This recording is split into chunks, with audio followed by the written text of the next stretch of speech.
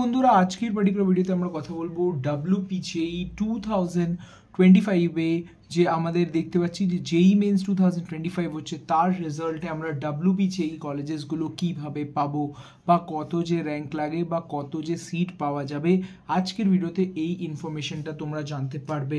তো চলো শুরু করি।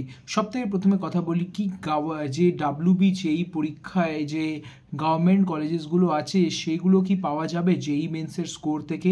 তো আমাদের বলে দিই, কিছু কিছু গভর্নমেন্ট কলেজেসে জেই মেন্সের জন্য কিছুটা সিট রাখা হয়। অনেক রেয়ার এরকম গভর্নমেন্ট কলেজেসগুলো আমরা দেখতে পারি বা আপনাদের বুঝতে পারেন দেন 95% বা 90% যে গভর্নমেন্ট কলেজেসগুলো আছে তাতে যত যা সিট সব কিছুই WPJEE এক্সামিনেশন থেকেই ফিল হবে। কিছু কিছু self universities like for example UIT Bardhaman এইসবের যে হচ্ছে আমাদের জেই মেন্সের র্যাঙ্ক থেকে কিছুটা সিট আমরা পেতে পারি বা 95% আমরা WPJEE থেকে পাবো। তার মানে জেই মেন্স থেকে কি কোনো গভর্নমেন্ট কলেজ পাওয়া যাবে না?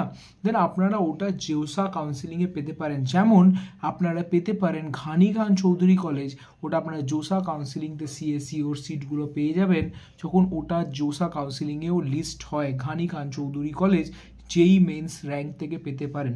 তাছাড়া আমরা কথা বলবো যে কলেজেসগুলো এখানে বলছে, তো আমাদের কি জেই মেন্সের র্যাঙ্ক থেকে পাবো। 10% seat in every private college JEE মেন্সের র্যাঙ্কে রাখা হবে।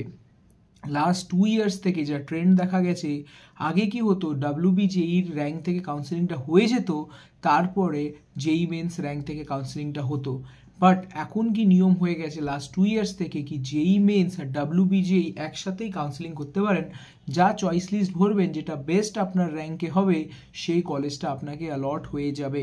তো এই কাউন্সেলিং চলছে। তো কত পার্সেন্ট সিট পাওয়া যায় দেখুন, ইফ কম্পিউটার সায়েন্সে ভাবুন 100টা সিট আছে, দেন 10 সিট আপনারা কোনো প্রাইভেট কলেজে, যে কোনো প্রাইভেট যত কটা ব্রাঞ্চ সব কটাতে 10% সিট জেই মেন্স র্যাঙ্ক থেকেই ফিল হয়।